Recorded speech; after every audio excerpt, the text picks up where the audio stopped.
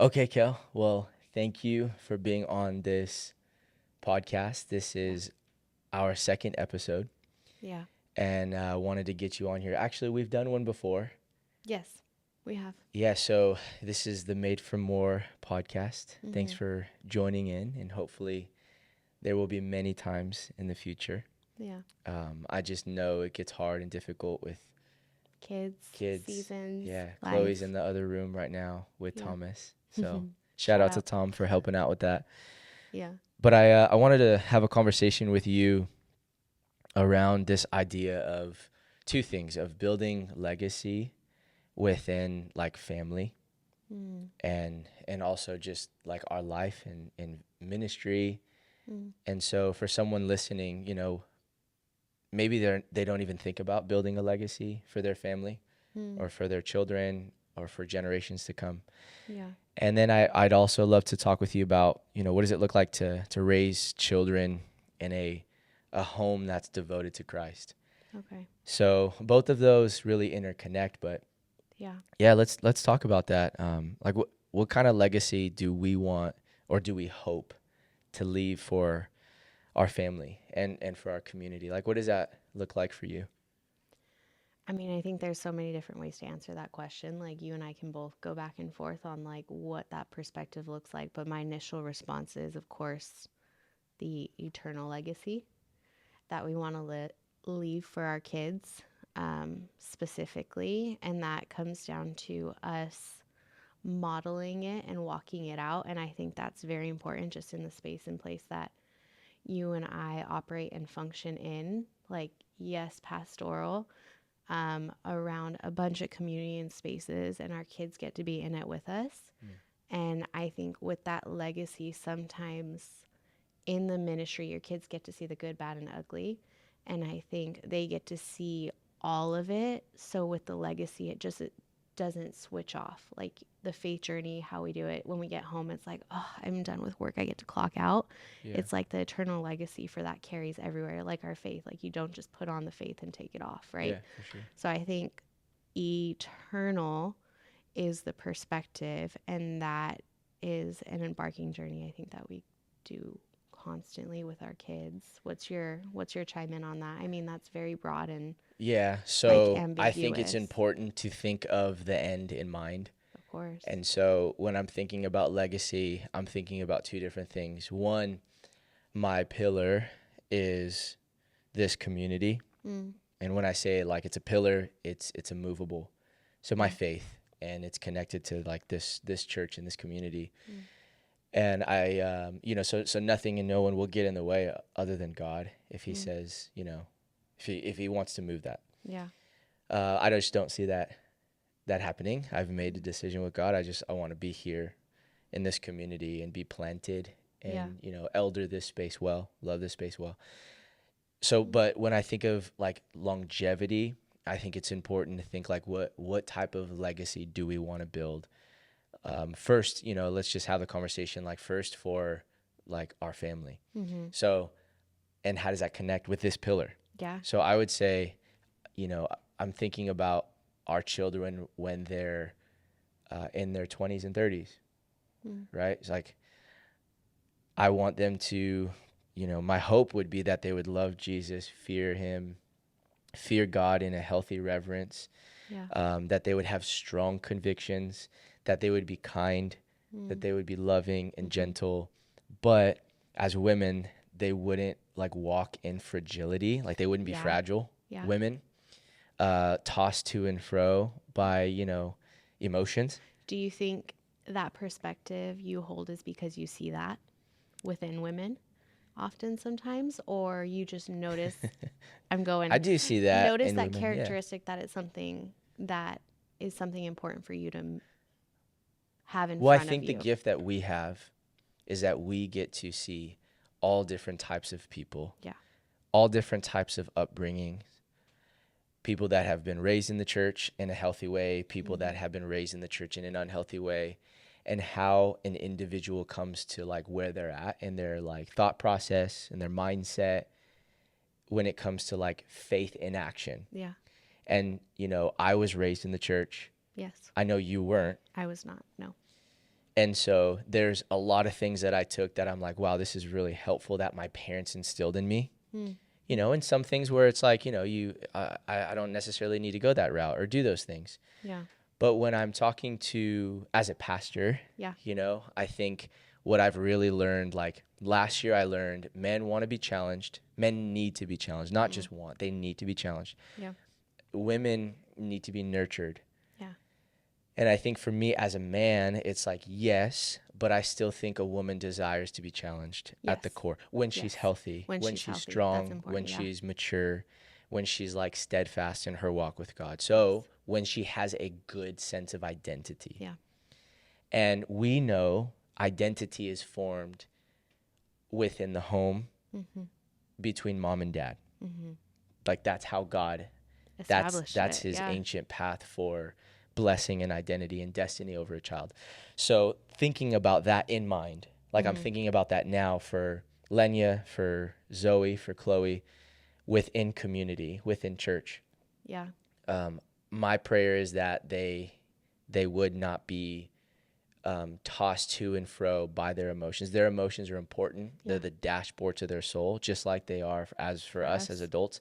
But that they wouldn't be make decisions and driven by those emotions. Like, oh, someone hurt my feelings. Someone said that to me. I'm leaving that church. Absolutely. Yeah. I don't want that to be the case. So if I don't want that to be the case and I'm thinking about legacy, then it's like, well, what do we need to do now Yeah. How do we model to that instill now that for into those? our children so that as our daughters get older, they're just strong, right? Mm-hmm. And so to answer your question, yeah, I see that. I see that in women. And I think that God established a woman to naturally be nurturing and caring and loving and gentle. Those are characteristics of like a very strong, great woman. Yeah. However, if they're unhealthy, they will allow their emotions to get the best of them. And so I've Absolutely. noticed sometimes there's just a fragileness Yeah. if identity isn't strong, Yes. if would agree. confidence is lacking. Yeah. So, legacy thinking, I want to raise all my daughters to have a strong sense of who they are. Mm-hmm. You know, because I think when you know who you are, you're strong in your convictions, and that goes back to like the peer pressure. Yeah. You're not really, when you know who you are and you know the decisions you need to make that are healthy, God fearing, you stand firm in those You're decisions. unwavered. Yeah, you're unwavered. Concrete. So you going back to, you know, when our daughters are in their 20s and 30s, you know, possibly married at that point, maybe they have children. Like I want them to love God and to love his church and to not just believe that they're going to be served, but that they give up their life and serve those around them. Yeah. That's yeah, the person of Jesus, right? That's what Yeah. he's taught us to do. Yeah. And so I think that the church has a lot to do with that as well. So yeah, I mean, that's my prayer for like our children. Yeah.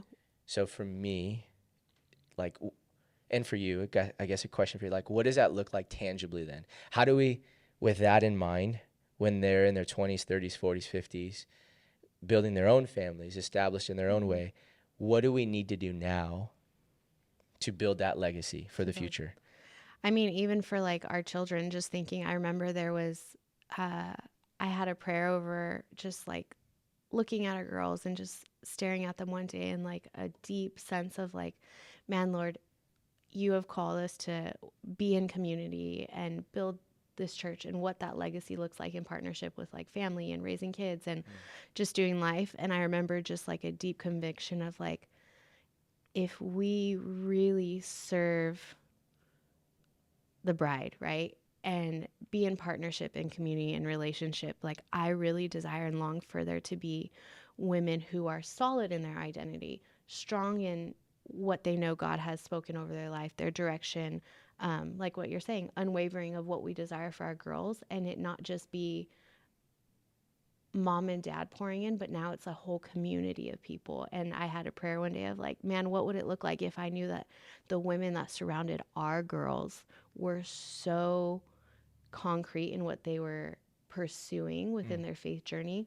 It didn't just overflow from just you and I. It didn't just overflow. Like, I think that's part of like the legacy is like, it doesn't just end with you and I. Right. Like we're called to be so enmeshed with people within community that like we're all pursuing, right? Yeah. Faith in the same direction, and the legacy overflows in every avenue of Yeah. our life because it's so deeply rooted in community. Yeah. Absolutely. And that comes with incredible risk too, because we are not perfect. People around us are not perfect, but it's inviting those spaces in to be vulnerable and allowing it to heal and transform. Because we've even talked about it with Faith Journey. Like, you can say, Lord, I've confessed this to you. I've confessed this and you forgive me.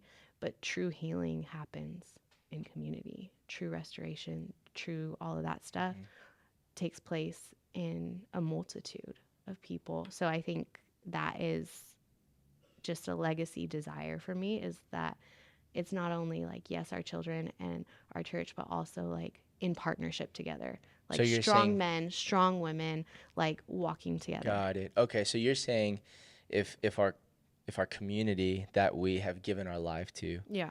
is healthy, there's strong men, there's strong Yes. women. Because I do know, and we know this as youth pastors, there will come a day Mm-hmm. when our daughters don't want our advice, Yes. where we're not like everything to them, Mm-hmm. Mm-hmm. that they would much rather spend time with a youth leader For sure. and share their heart with a youth leader as opposed to us. Yeah. And, I think parents have this idea like, no, that'll never happen. I'm going to be the best parent ever. They share everything with me. And that could be the case. Absolutely. But I also want my daughters to feel confident and comfortable to share their heart with other people that we have, entrusted that to. And so that requires so that's legacy conversation. Like, Legacy. okay, then what do we need to do now within our Yes. community to build strong women And strong men. and strong men Yeah. for us, and strong men. I mean, we have there's guys and girls, right? Yeah. But for us, like, our conversation is like, that's why, the conversation of being a strong woman is so important to me, because my daughters are going to be raised and around women within this community. Absolutely. Yeah. And, I want them to be able to see all different types of women and different perspectives, but I want them to see, no, there's something beautiful about a woman that's confident and strong and holds a strong sense of identity. Yeah. So what I want to teach, when I'm thinking about legacy is, and this goes into the other conversation of like raising children in a Christ-centered home. It's, I don't want to tell my daughters necessarily what to do as they get older. I want to teach them how to think. Because if I can teach my daughters how to think in the way of God, then I'm actually setting themselves for much more longevity. Oh, for sure. Right? So think about, a guru or a rabbi. Jesus, as an example, when he taught his disciples, he taught them how to think. Yeah. He didn't just tell them what to do. He told them why they should be doing it. He left them with the skill that they could carry. Exactly. So that way, when he left, we have the Holy Spirit, yes, but he has taught us principles to life. Yeah. Right? The Sermon on the Mount, all principle. Right? The way of Jesus is all principle. And so it teaches us how to think with wisdom. So I want to instill that in my children in the home right here, right now. Yeah. Like, we started teaching Lenya to get the stool and to put it next to the sink as a 4-year-old. You're sweet. You said we. You actually established that. You said, okay, you're going to do this. You're going to this, that. And she caught it so fast. And now it's just like a partnership of reestablishing and and then affirming you got this. You did great. Yeah, you did affirming amazing. that as a child, you have much to offer within our little tiny community in our home. Yeah. And this is I already know that's gonna help her in the larger community, in society, in the world. And so what I'm trying to teach our daughter Lenya is, it's good to serve, and it's good to feel like you're needed and wanted in our home when it comes to like cleaning and like helping. A sense of work. Like, work is good. I feel like even her learning to get the stool and bring it to the counter, wash her dishes, all of those things. Like, one, you're serving the home. Great.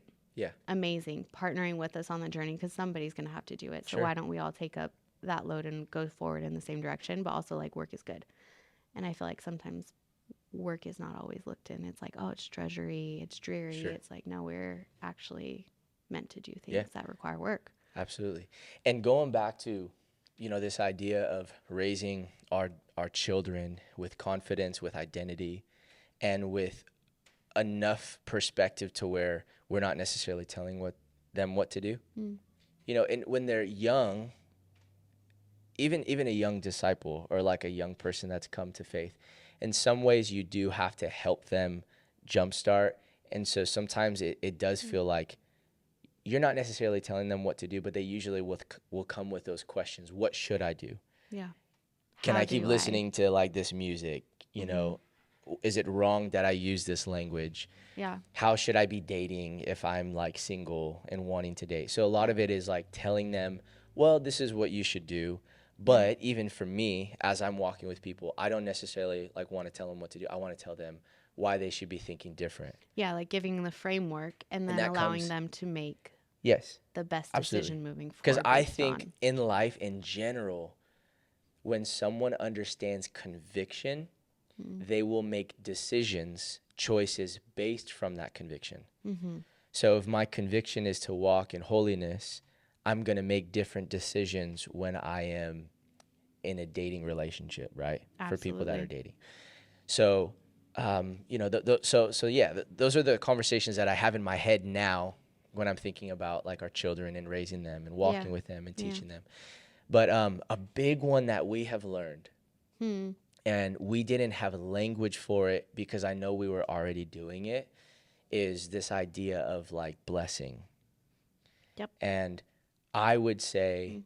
we have walked and sat and done soul care with many in our community that they would agree and attest. I wasn't raised in a home Mm. that I was hearing blessing from my dad Yeah. or hearing blessing from my mom. In fact, I was hearing the opposite. Yeah. I was hearing,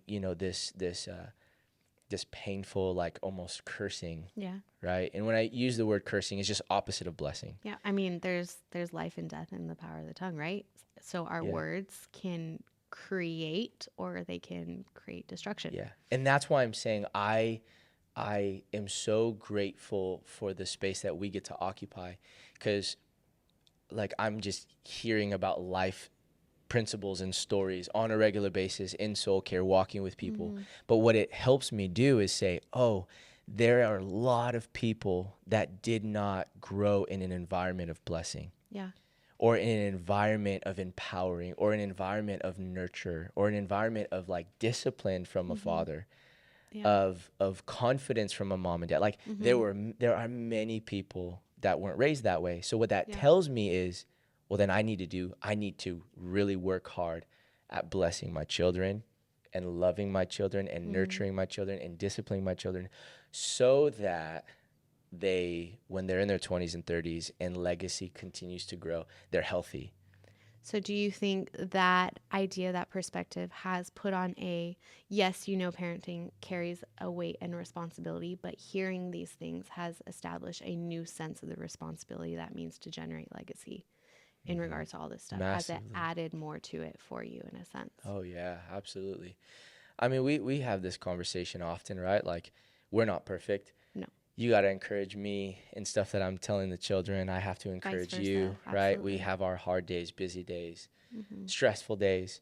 Mm. Um, and that's where, I talked about in a sermon I preached not too long ago, like, well, we We prayed prayed for this. Like, I prayed for this. So Mm-hmm. I'm going to be grateful to God. We prayed for a family. Absolutely. We would dream about the day of having children. What it would look like, what And it would be, yeah, challenges, exactly. And all of so it. So the blessing of being able to say like I'm here now and we're in this now Mm-hmm. and I'm grateful for it now, Yeah, is such a blessing. absolutely. So talk to me, Kelly, about that. Like, what is, Mm. as a mom right now, how do you instill blessing into our children?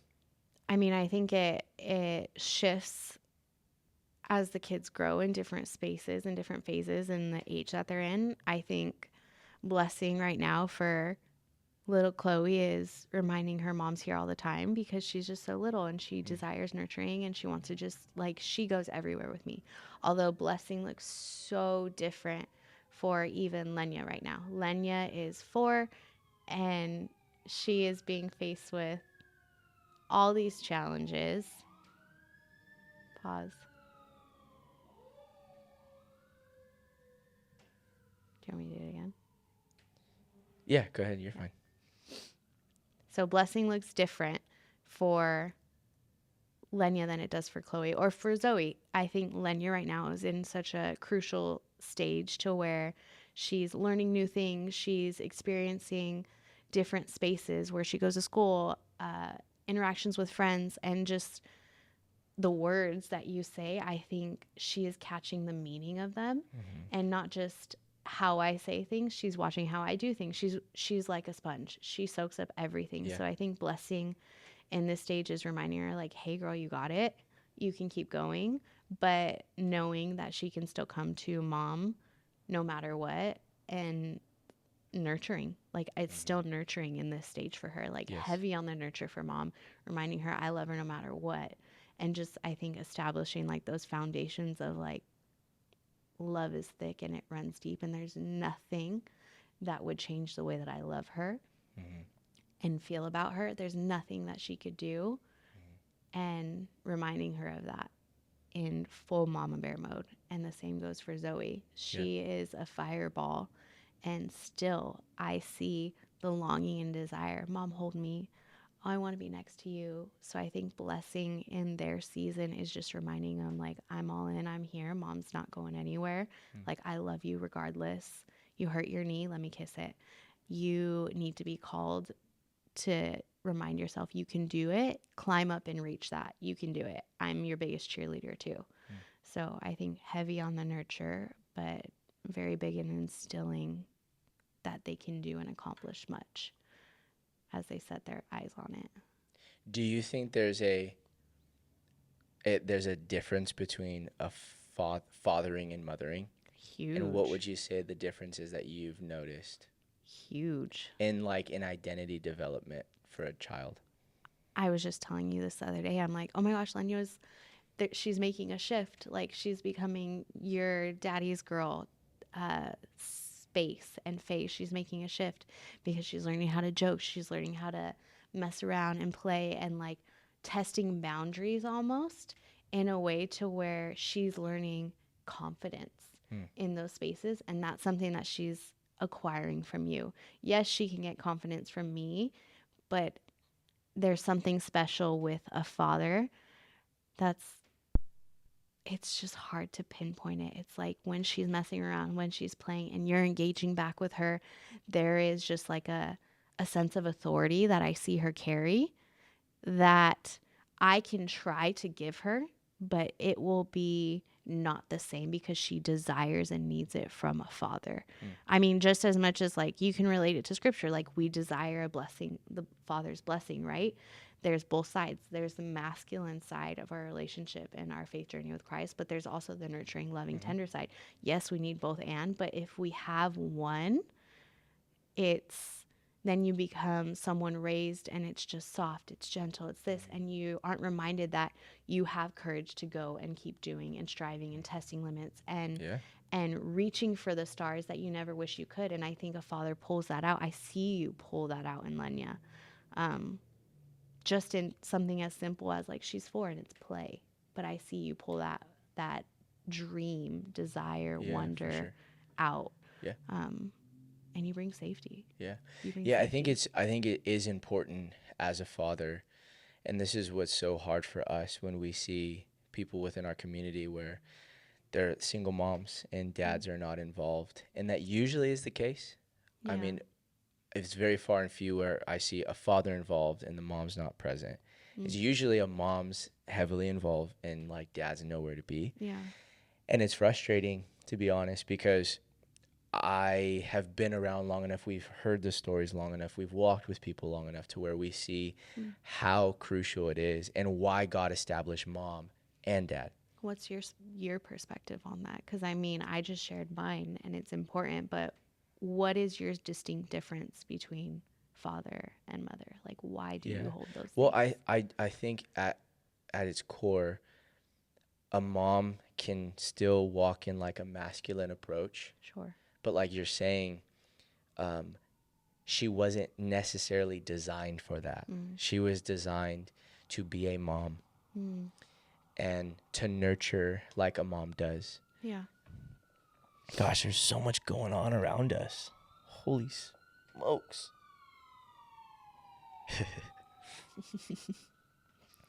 um, Sorry, Tom, pause on that.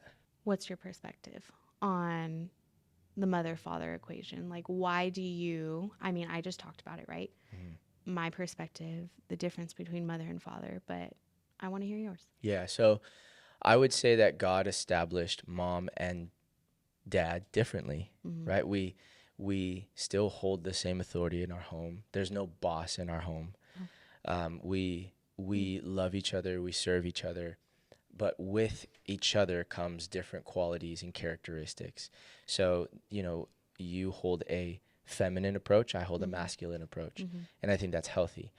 I've seen women that have to hold masculine and feminine approaches. Yeah. And though, children were raising that all the time, what's Yeah. unfortunate is even though if a mom is trying her hardest to be the dad, she is not a man. Yeah. She's not dad. Yeah. And so I think that that's the tactic of the enemy, by the way. And that's the cultural conversation. And, I think there's an attack on like men. And I think there's also an attack on women Absolutely. for a woman to feel like she has to be doing all these things. And it's like, Yeah. she has to be strong in every single way. And I Yeah. just don't think God established women to be that way or men Yeah. to be that way. Yeah. I think that there should be a harmony and Yeah. an interdependence on one another. Mm-hmm. So, yeah, you're not a guy and I'm not a girl. No. And so our children are going to see both sides of that. And I think this is why it's important that mom and dad are healthy, love God, that marriage is good, and that we put each other first so that our children can benefit and reap the benefits of like a healthy marriage. But I would say that fathers should challenge their children to go on adventures. Mm-hmm. And there's nothing wrong with getting hurt. There's nothing wrong with falling. In fact, you should fall and you should get hurt because that's life. Absolutely. And so, like, something that I teach Lenya is, one, I know that me doing this isn't going to make her manly. I just know that as a father, this is my call to instill destiny and purpose and strength in her and courage in her, as a man should, as a father should. And so, for example, when she has a hard moment, she was singing in the choir in Christmas. Mm-hmm. And she was practicing and was having a hard time. And I took her because she was like, it needed to be from you. yeah. So I took her Yeah. in the car and I sat her down and she was crying. And I'm like, well, when you're done crying, we can talk through this. And I just told her, I said, Lenya, you can do hard things. Yeah. This is a hard thing. I know you're not comfortable with it, but I know you can do it because you're strong, you're brave, and you're courageous. Yeah. And you can do this. And I know it's hard, but you can do it. You called So her up. I'm going to challenge you to get in the room and be strong and be confident and do it because I know you can. Yeah. And I just think that a daughter needs to hear that and a son needs to hear that. Like, I would be no different if I had a son. Yeah. And I think, you can't discredit that. Like, well, Sam doesn't have sons. Well, I have 3 older brothers.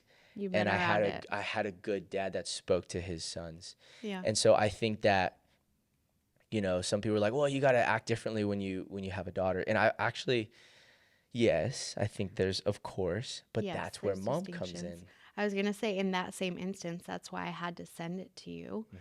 And I told you, like, I need you in Yeah, this for sure. because my response was, my girl is crying. She's not ready in my sense. And I just wanted to hug and hold her and say, it's okay. I got you. My Yes. nurture and my love, maybe too much came out. And that's why Sure. I looked to you and I said, hey, I'm noticing this. Yeah, absolutely. My nurture, I need you to do what dad needs to do. Mm-hmm. Father, man, role. Absolutely. You needed to do that. Yeah, for sure. And again, that's not to say that like, You can't. yeah, that I can't like, and I think every child's gonna have their own different Yes. personality. I think Zoe is much more emotional, and she's also two, Yes. and she just wants to be around you, and she doesn't like when I raise my voice or I get stern, and that's okay, and I will raise her in the way she's supposed to go, but that doesn't mean I'm not gonna challenge her or Yeah. like instill. That just means I have to focus a little bit more in on different qualities with Yeah. Zoe Learning than I her. would with Lenya, and with Chloe than I would with all of them. So Yeah.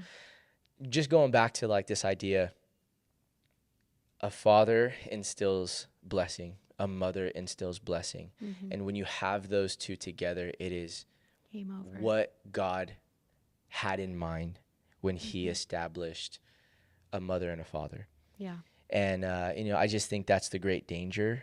This is why I think people need to choose wise their spouse, because they're going to have children one day if that's what they want. And, they need to be healthy and they need to be mature. This is So, yeah. something you said last night in our Bible study. You said you got a letter, and you're reading it. Talk about that a little bit. Yeah, Share that. my mom, had some friends that just had the gift of prophecy, and they were just praying for me, over me. I was probably about 12 or 13.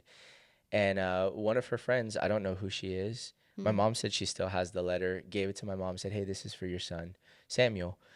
And my mom gave it to me. And in the letter, this is to a 13-year-old, but it was really powerful to me. It just said, choose your wife wisely, for she will be the mother of your children. And I really took that to heart. Like, so that was just instilled in my brain.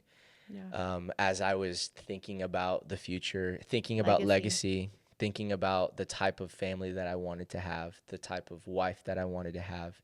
Yeah. In that, how is she going to raise our children? How is she going to be around when I'm not around? How, all of those things. Yeah. And I think that those are important things to think about, because you're the rabbi, right, to our children. I'm the rabbi, but you're predominantly really spending a lot of time, and I'm grateful I get to spend a lot of time with our daughters as well. But that was a decision that I wanted to make.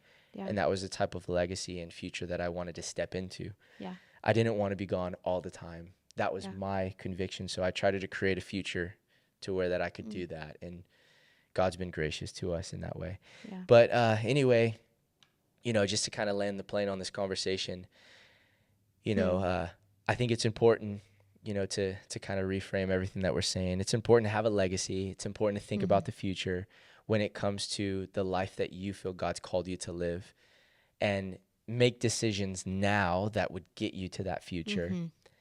My encouragement would be build strong convictions. Yes. Because that will help you make better decisions. Yes. And we're biased, but the conviction should come from God, from Scripture, from maturity, from godliness, from righteousness, all those things. And then as you're building that future, as you're stepping into that future, as mom and dad, as parents, thinking about as well, what do I need to do now? What are the things that we need to instill in our children now? What language do we need to have? Because language is the culture that you speak into. That's how culture is established. It's through language. Yeah. It's through convictions. It's through how we live our life. And so, our prayer is that we can raise our children in such a way that they love God, they fear God in a healthy reverence, and they love His church, and they love community, and they're vulnerable, and they are women that stand in strong convictions. And I'd love to have more conversations with you with that in the future. Like, what does that actually tangibly look like? Like, what are the things that we pray about and think about and speak, within our children? Yeah. But for now, thank you for being on this podcast. Thank you for being on it with me. We're going to do much more of this in the future. Yeah. And More to come. We'll see you next time.